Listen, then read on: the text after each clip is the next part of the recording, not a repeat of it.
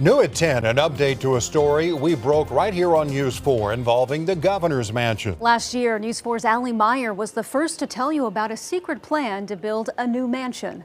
A project Governor Stitt had already raised millions of dollars for from private donors. He called it his gift to future governors. But now state lawmakers are voting on a bill to plan for the long-term maintenance of the governor's mansion and to make sure changes to the Capitol grounds are made without any secrecy. Allie has the update. The state just finished an 8-year, $280 million overhaul of our state capitol. Much needed repairs addressing plumbing, electrical, inside and out to freshen up 100 years of wear and tear.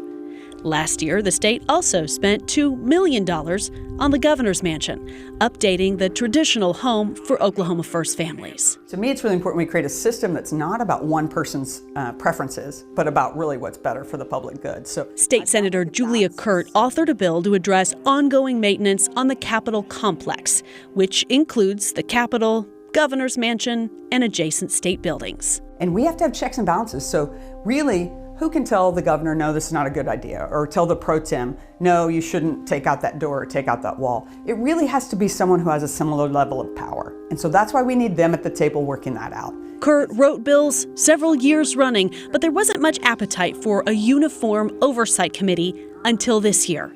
Months after our investigation revealed a secret $6 million plan to build a new governor's mansion, adding a multi-million-dollar residence to the Capitol grounds.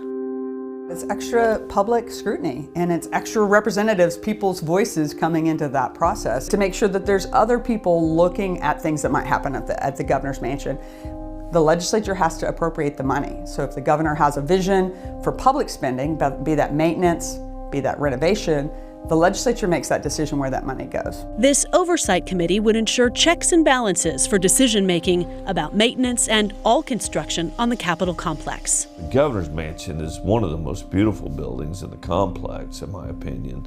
I love the woodwork and the shelves and the art and the statues and the dining room. I mean, it's just really neat an honor to go there for a dinner or something. Representative Mark McBride is the House author for Senate Bill 141.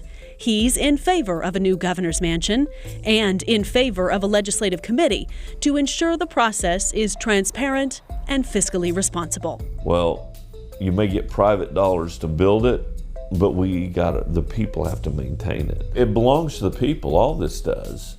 And it's the people's tax dollars that keep all this going. As we reported, the new governor's mansion will be built with private dollars. The governor's office initially told us construction would start in the beginning of 2023. News 4 has requested the list of private donors. The nonprofit Friends of the Mansion told us they'd make that list public. We checked back, and as of right now, they tell us they have no new updates on the new residence project. No donor list, and so far, no construction. Allie Meyer, Oklahoma's News 4. The bill is now up for a vote before the full state House after the Senate approved it 2 weeks ago. And if it passes, the bill will go to the governor's desk.